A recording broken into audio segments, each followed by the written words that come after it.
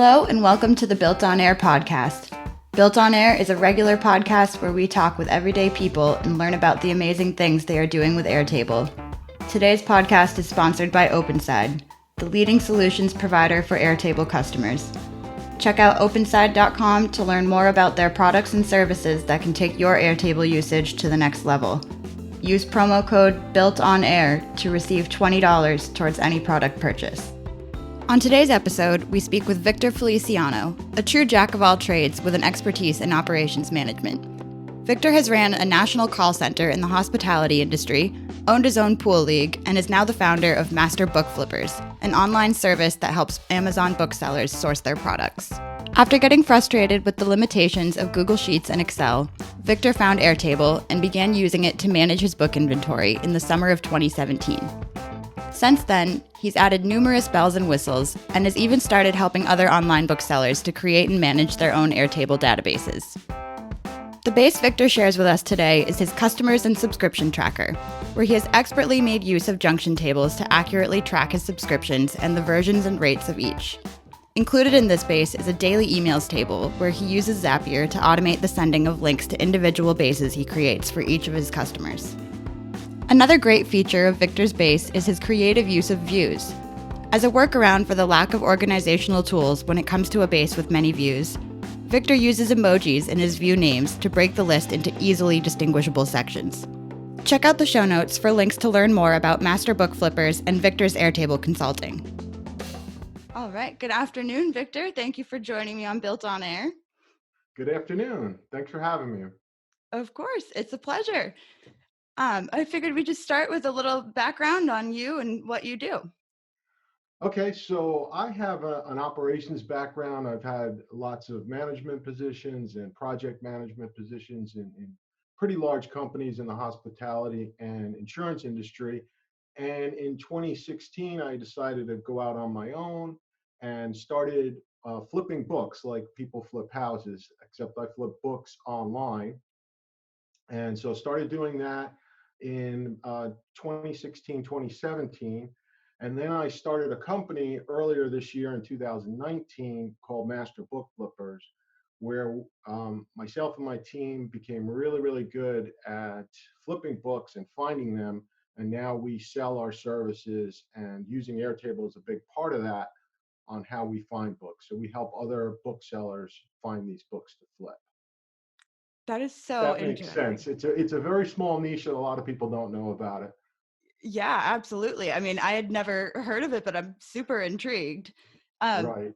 so how did you get, how was that shift from the hospitality industry to books? I mean, were you always a big reader?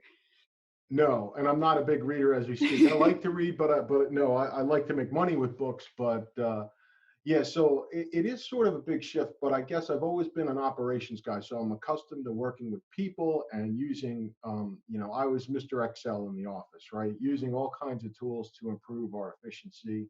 Mhm. And so it is it is something completely different in that it's e-commerce is what I'm in. And originally I started off selling on Amazon and selling, which I sell on Amazon now, but I was doing something called private label. I don't know if you've heard of that, but it seems like everybody these days knows somebody that sells on Amazon.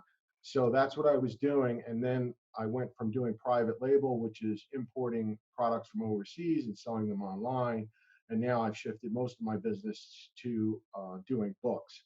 But it's still, there are parallels between what I do now and what I did in the corporate world. Working with people, managing people, hiring all the time, and really just trying to always do things as efficiently as we can. And in this case, we're finding books, whereas in the past I was, we were looking at apartments, and in claims we were processing claims and reviewing reports.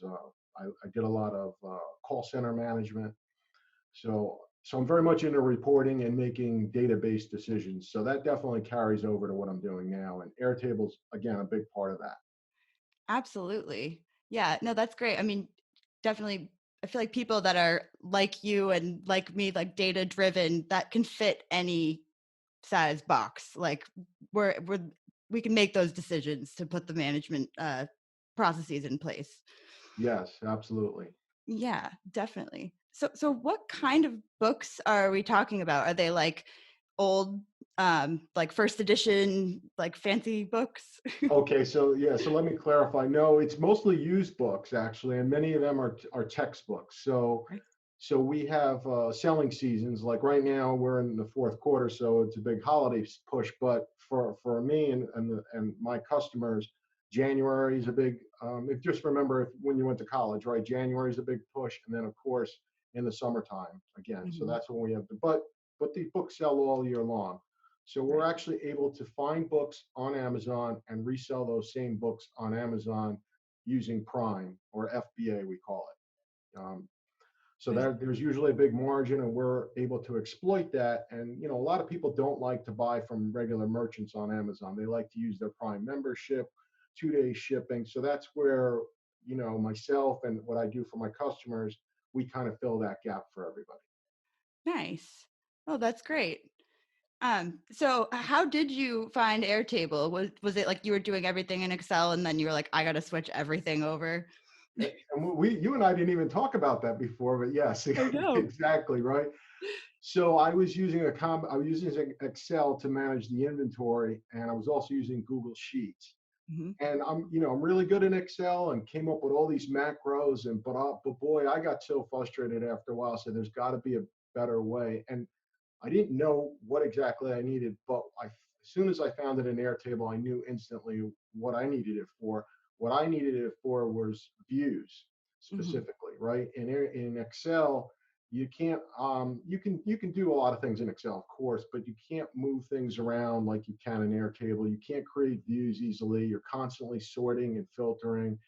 And then, I had what's called a prep center. I needed to share information with them, but I didn't want to share all my information. And I was constantly copying and pasting from this into Google Sheets. So I just set out one day and went into it looking, and I ran into a bunch of things. And then when I ran into Airtable, I just immediately, now I did have some growing pains because I didn't read any of the instructions or follow any of the guides. I'm just like, okay, I'm going to import all my data and I'll figure it out because I'm really good in spreadsheets. But after you get it, it's a game changer, really. So I moved from Excel. I got divorced, I think, from Excel is now how I feel, right? And I've moved over, about 95% of the things I do in Airtable for virtually all aspects of my business That's awesome. And it's great how much it uh, can change the way that your work life goes. Um, like you said, you're constantly sorting, filtering, cutting, pasting, and in Airtable, it's just the click of a button. now. Yeah, and then on top of that, you add in automation tools, and then it becomes even better, right? So we've got Zapier and other things going on that makes it even better. Yeah. So you're using Zapier right now for your work life? Oh yeah, yep, yeah. I use it quite a bit. I'm almost have to upgrade my plan soon, but that's another story. But yeah, so I use it quite a bit. Still learning, right? There's a lot to learn Hmm. on that, but yep. Do you have any examples of what you're using it for? Yeah, one of the things, so I've got virtual assistants helping me out, and they do this book research. They're trying to see, find books that we can flip and for our customers. So one of the things, I've got Zapier using quite a few things, but it does error checking for me.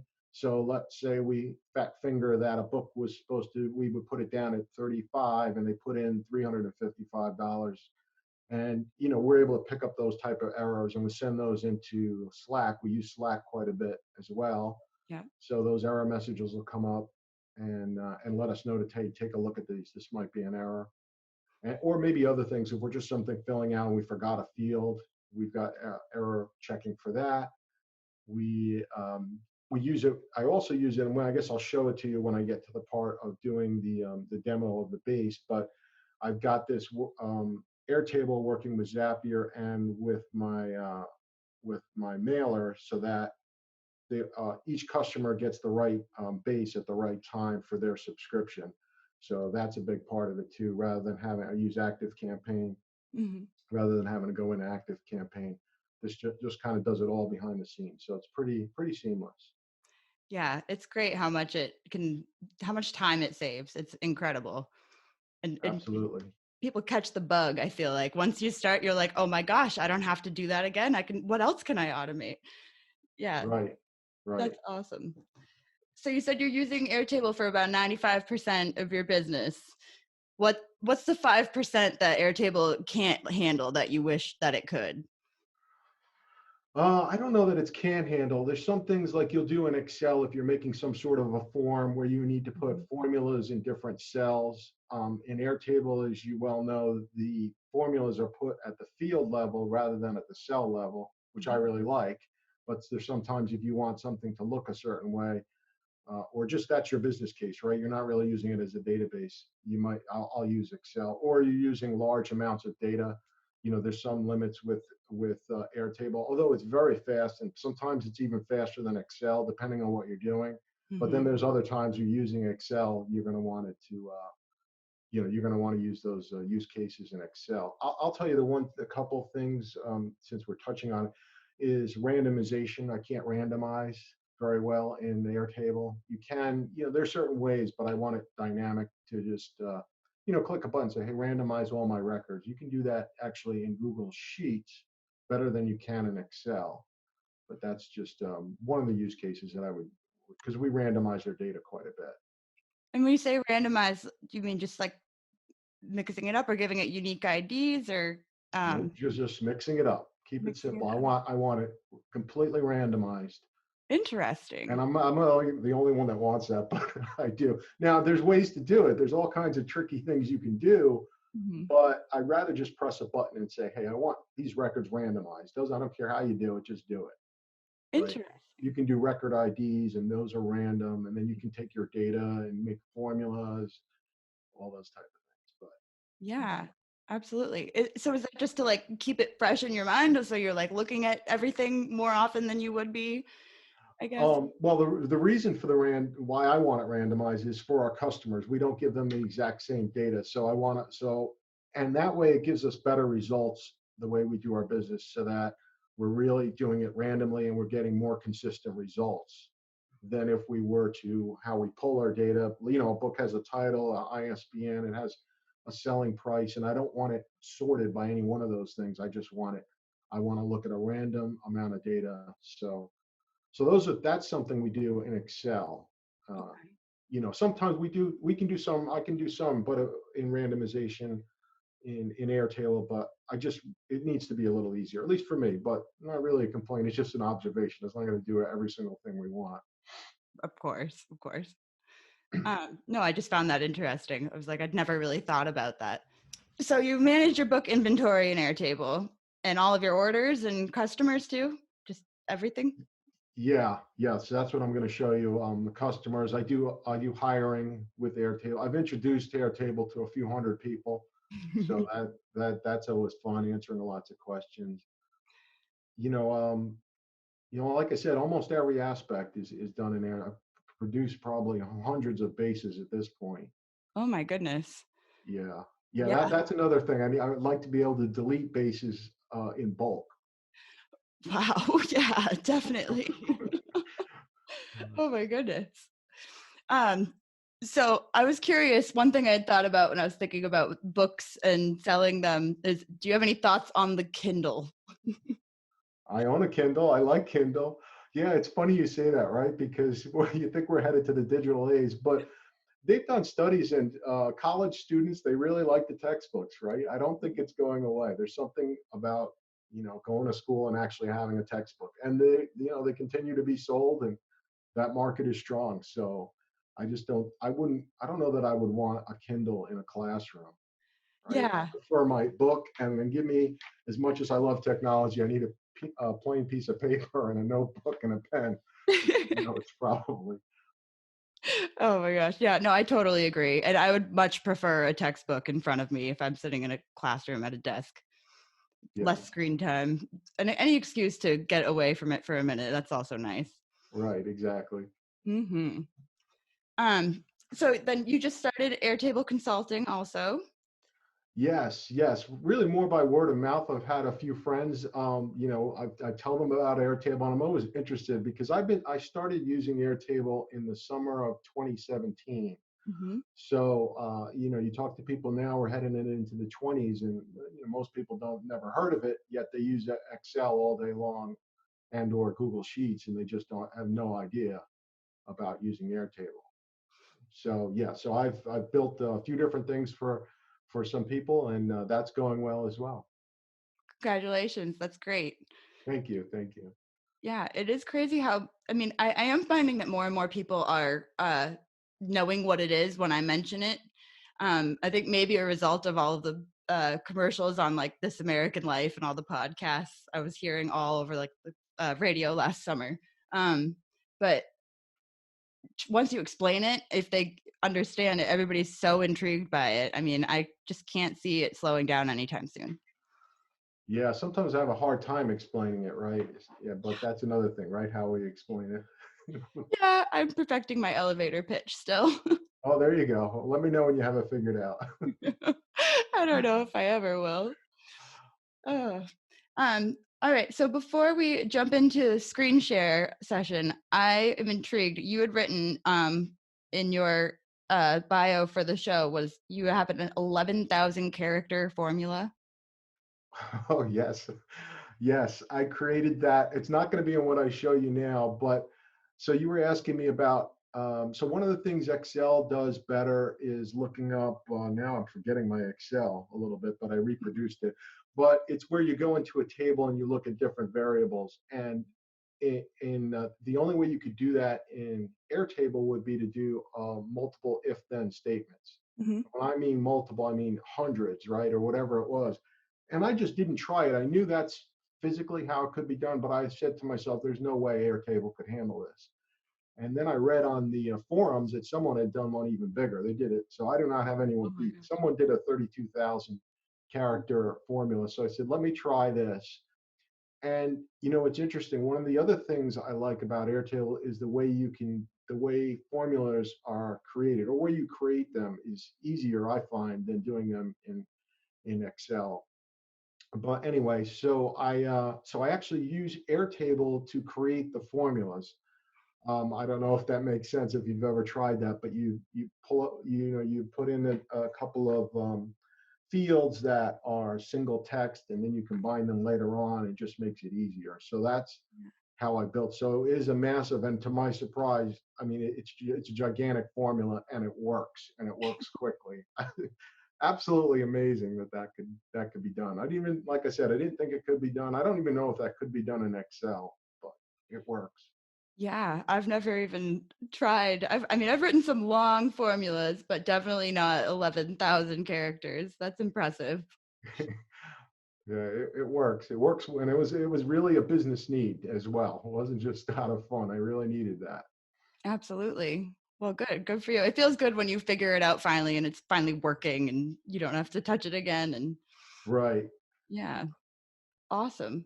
Well, I think now would be a great time to dive in and show us your base that you've been working on. Okay. Let me share it for you.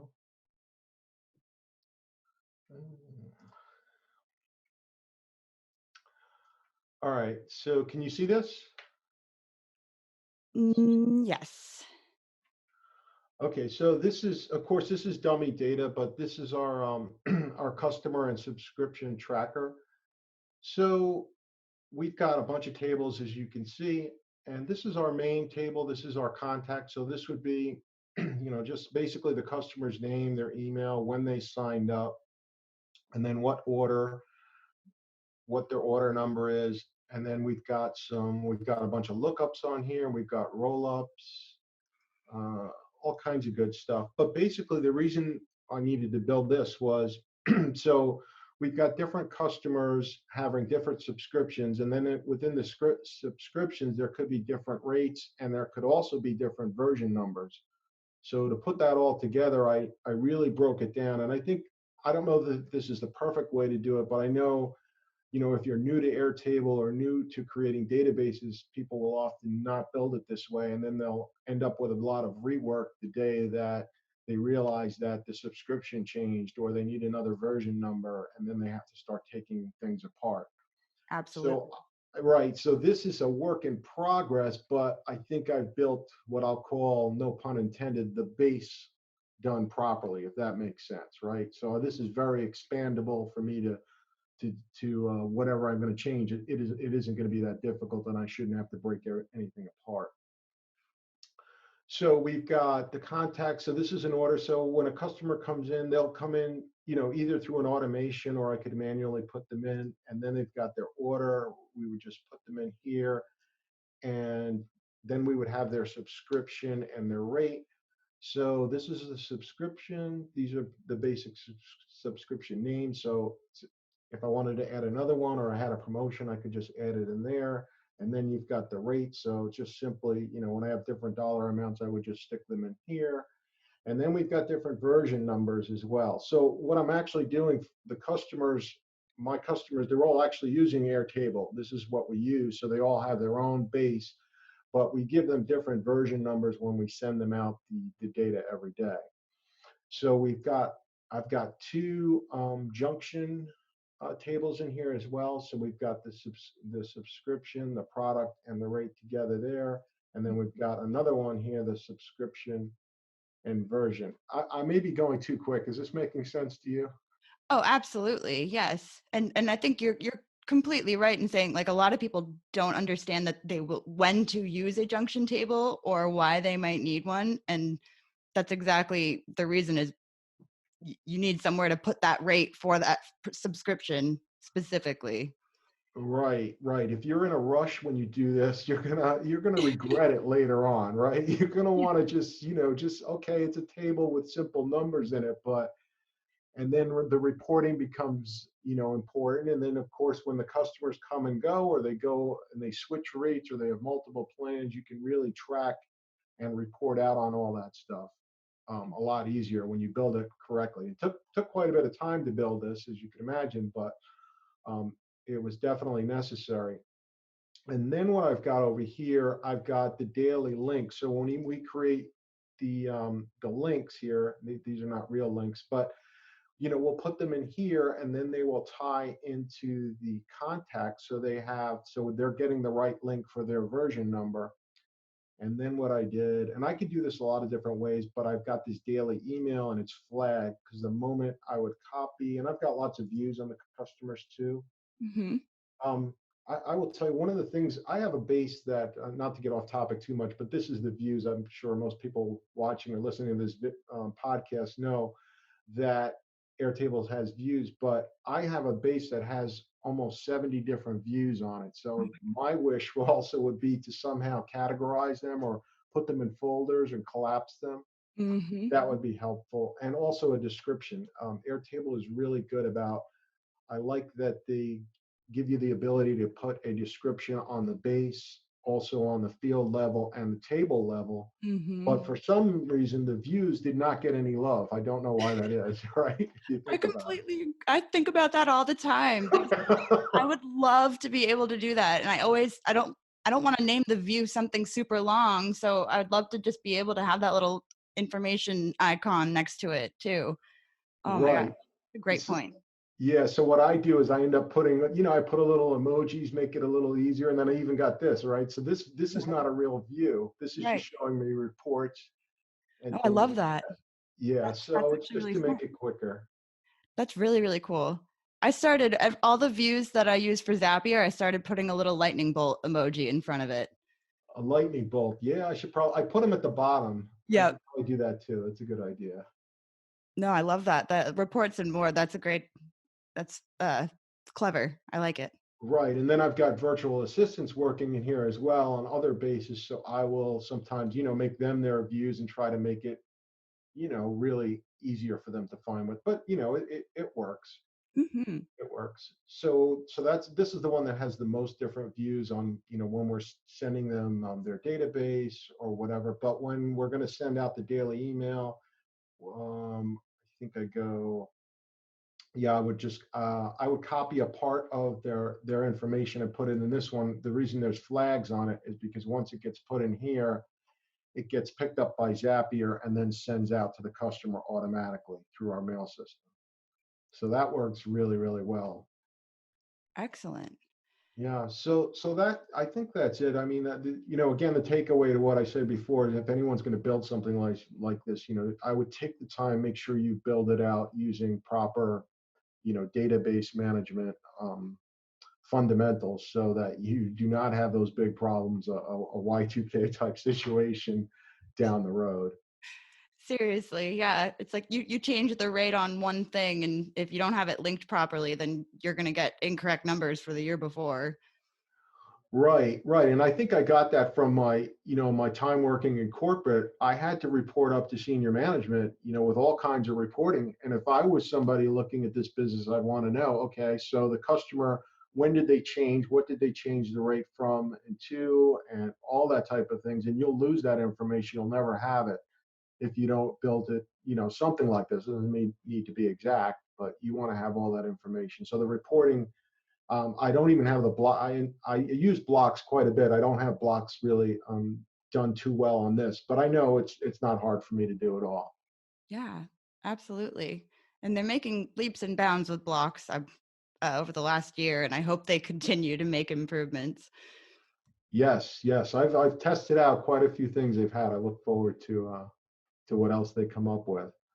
Yeah, absolutely. So one question I just thought of was, you said so each customer has like their own base. Yeah, so each customer has their own database, and then what we do is we send them books.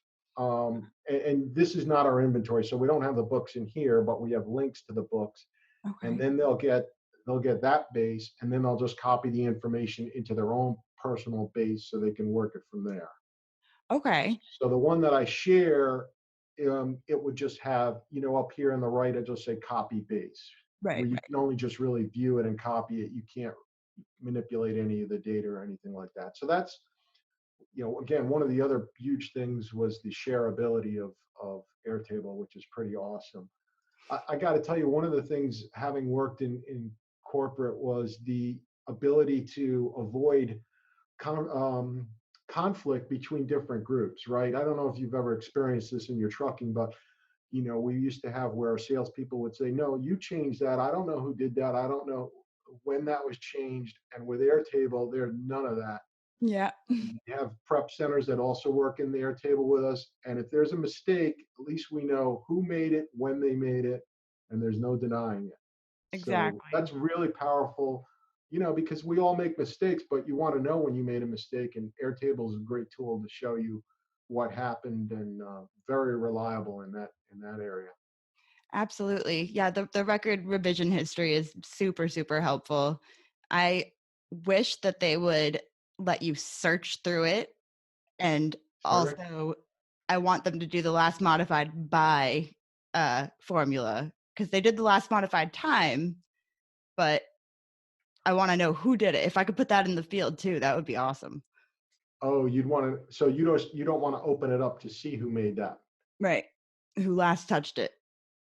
Yeah. I, Okay. That's good. Yeah, I could go for that. As far as the searching, can't you search with a control F when you open that up? yes, but if it's super long, which I have a lot of bases that are updated every 2 hours.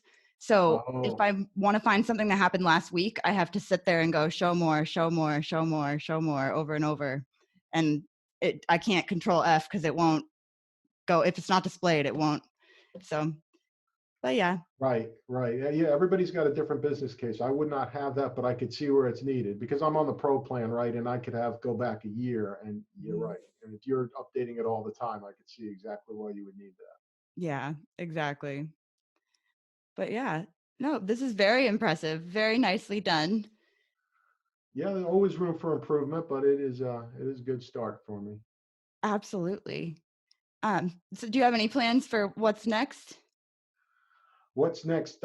Yeah, I want to build this out a little bit more, probably more automations. I'm running out of my limit right now on Zapier, so those are things, and most of that would be tied into Airtable. And really, Airtable just makes my job easier so I can focus on other things, right? Finding better books, using, all kinds of, automated features and/or, algorithms that I can create, all those things. So, and we capture a lot of historical data, and Airtable does a good job of helping us summarize and really making some intelligent decisions based upon data. So we're always improving in that area as we get more and more data using this system. Awesome. Yeah, absolutely. And it's crazy how flexible it is too. You can make changes on the fly and add to it as you need. Yep, absolutely, absolutely. And my customers are finding that out, right? Slowly but surely. I'm helping them learn, and they're doing well with it. So they're enjoying it, and I'm sure a bunch of them are probably like, I'm going to use this for this now. Like, I'm going to use this myself. Yeah, there's so many other things you can use, right? It's an awesome task list. I use it for just a task list as well, right? There's Mhm. all kinds of things. The list goes on, right? Whatever you can pretty much think, it can handle it one way or the other usually. Exactly. All right. So thank you so much for taking the time to chat with us today. And where can our listeners go if they want to learn more about you and Master Book Flippers? Okay, so yeah, if you want to learn about books and what we do in a lot more depth, you can go to masterbookflippers.com. And if you just want some help with your Airtable and looking for a consultant, you can go to spreadtheair.com. Excellent. Great. Well, thank you so much and good luck with the Airtable consulting. All right, thank you so much, Allie. Appreciate it. Have a great rest of your day. You too. Thanks.